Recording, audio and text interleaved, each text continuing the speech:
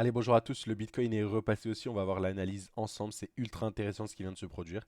Donc, c'est exactement ce qu'on a vu il y a un an. Vous voyez, ce setup-là, ça me fait beaucoup penser à ce qu'on avait vu, pour ceux qui se rappellent, après l'approbation des ETF. Ok. Avec, bon, c'est plus ici, quoi, avec un gros support, une jolie mèche, voilà, une cassure du dernier high. Donc là, on risque de stagner pendant quelques temps avant de quand même bien reprendre le tout. Mais voilà, globalement, pour moi, ça ressemble énormément à ça. Donc voilà, je pense qu'on est sur une réaccumulation, tout simplement, un peu comme ce qu'on a eu ici, distribution, hop, réaccumulation pour repartir. Tout simplement. Donc voilà.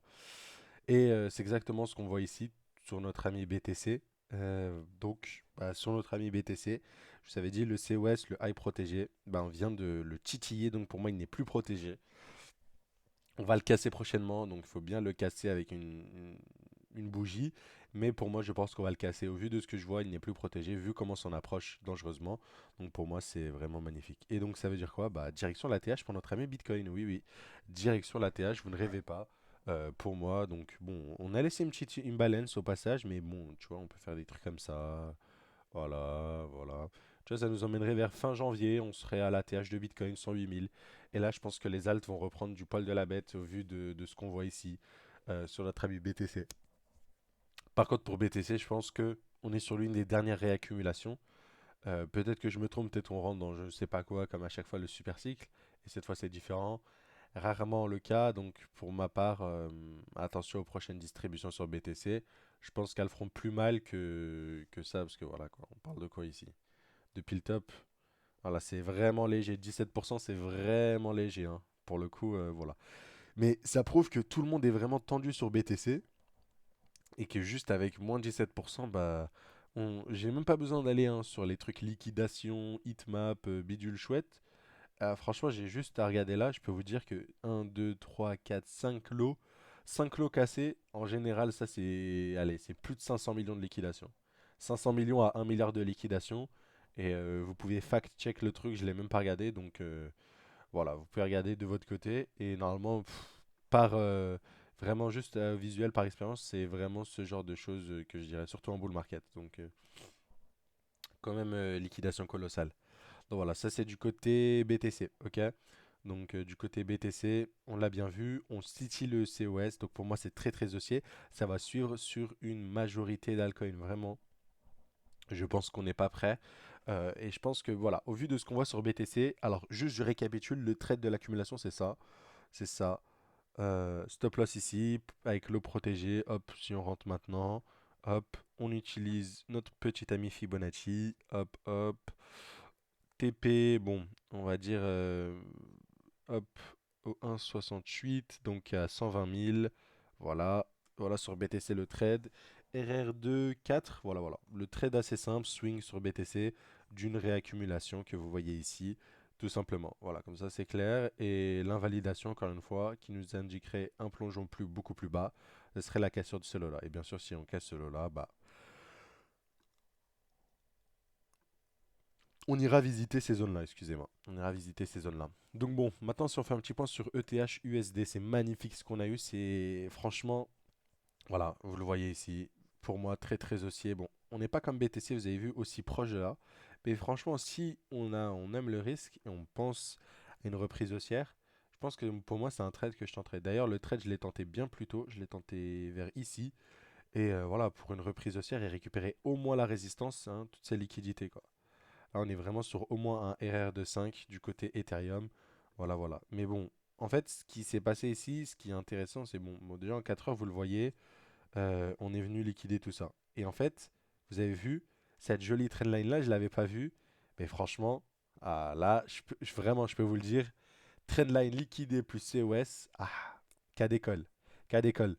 Vraiment, cas d'école, c'est exactement ce qu'on a eu ici, hein. C'est ce qu'on aime. Donc voilà, vraiment, COS, les alertes ici. Mais bon, si vous êtes un peu comme moi, un peu agressif, perso, je suis déjà rentré un peu plus bas. Ok, par expérience, voilà. Vraiment, ce setup-là est incroyable sur Ether. Et en plus, et en plus, et en plus, on est venu dans la FVG Weekly. Et oui, on est venu dans la FVG Weekly et on a fait aussi quelque chose de très psychologique. On a cassé les 3 000 $. On est venu chercher les $2 920. On les a cassés, qui était une très grosse zone psychologique tout simplement. Donc voilà, vraiment, Ether, c'est du grand magnifique. On va suivre tout ça de très près, mais ça envoie un très gros signal. Et qui dit Ether bullish, en général, hein, ça renvoie le signal un peu partout. Et du coup, si on va sur la BTCD, qu'est-ce que ça nous dit?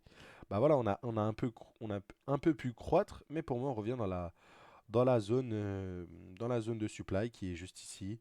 Encore une fois, je pense tout simplement que très prochainement, bah, dès qu'on aura fini de grappiller ce qu'on a grappillé, la suite logique, boum. Ok, vraiment, il n'y a pas de... Surtout vu Ether, hein. Vous avez vu entre Bitcoin et Ether la différence de ce qui a rattrapé. Donc si Bitcoin s'active, Ether va s'activer sûrement avec l'accumulation et il va s'accélérer vraiment et il va délivrer quand même une performance qui est beaucoup plus élevée que Bitcoin, hein. Donc à suivre de très très près tout simplement. Donc voilà. Donc ça c'était Bitcoin, c'était ETH, non ça c'était BTC.D à suivre aussi. Mais voilà, en tout cas quand je vois Ethereum, le trade par rapport à Bitcoin, je vois que si jamais les deux trades vont dans le même sens, ce qui est fort probable, on aura bien sûr une surperformance de notre ami Ethereum vis-à-vis de Bitcoin. Ok, et ça c'est très positif pour nos altcoins. Côté Tao, est-ce qu'on aura le plaisir de voir un Tao beaucoup plus bas? Ah bah au vu de ce qu'on voit sur les graphiques, je ne pense pas, je ne pense pas. Pourquoi? Franchement, setup d'accumulation assez dingue, hein. Pour moi, alors c'est un peu mou, mais là vraiment la mèche qui ne clôture pas en dessous de ces niveaux-là, pour moi c'est assez bullish. Une touche, deux touches au même niveau, cassure avec une mèche. Bien sûr, le high protégé se retrouve ici sur Tao, avec la petite distribution comme on avait vu sur BTC hier, qui était en fait sur la majorité enfin sur presque tout. Donc voilà, sur BitTensor, ça veut dire ça. Même en weekly, vous avez vu, on clôture pas, on prend la mèche, on vient combler toujours un peu plus l'imbalance qui nous manquait juste ici, toujours un peu plus, donc ça fait plaisir honnêtement. Voilà.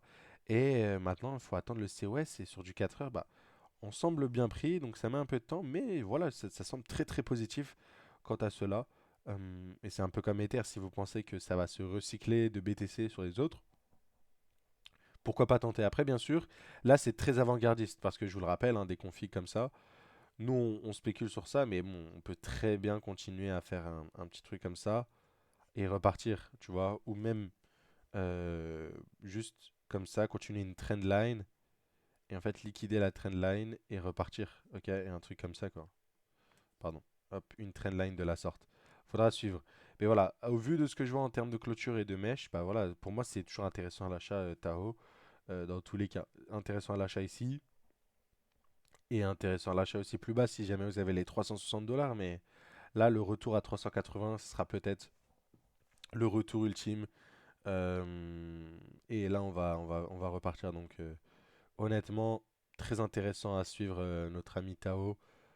Ça risque d'envoyer très très très fort dans les prochains jours.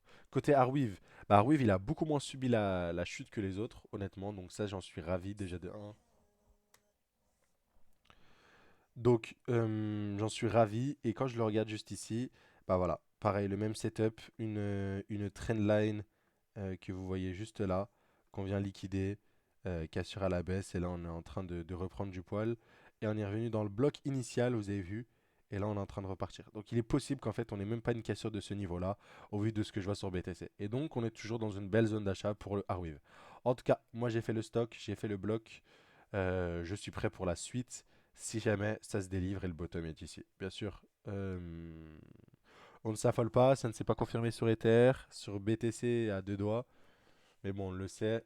Euh, il faudra aussi la BTC dominance qui chute pour que ça se traduise sur les alts en règle générale. Donc voilà, Arweave génial. Si je vais du côté Atom, c'est pareil. Du côté Atom, bah voilà, on est revenu. Vous avez vu cette mèche là, on l'a pas cassé. Et là, on est revenu tout simplement sur ces niveaux-là. Pourquoi pas Atom, je pense à qui d'autre?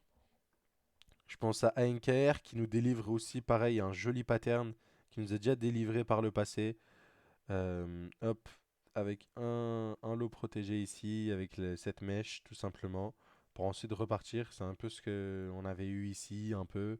Donc voilà, à suivre encore une fois. Les plus téméraires, bah, ça rentre maintenant. Les plus frileux, ça attend les COS, hein. Et là, ce sera beaucoup plus pratique, tout simplement. Donc voilà, côté OP, bah voilà, côté OP, on pensait qu'on allait avoir un truc là. Vous avez vu, comparé aux autres, bah, Optimisme, comme BTC, bon, il a pris -13, donc c'est cool. Il a moins fait qu'un truc comme Tao. Et donc là, bah voilà, on a liquidé le tout. On a liquidé le tout. Et là, on est en train de repartir. Donc pour moi, potentiellement aussi la même chose. Voilà, c'est le mot de cette vidéo. C'est potentiel bottom de partout. Potentiel bottom de partout. Il y a tout le monde qui fait pareil.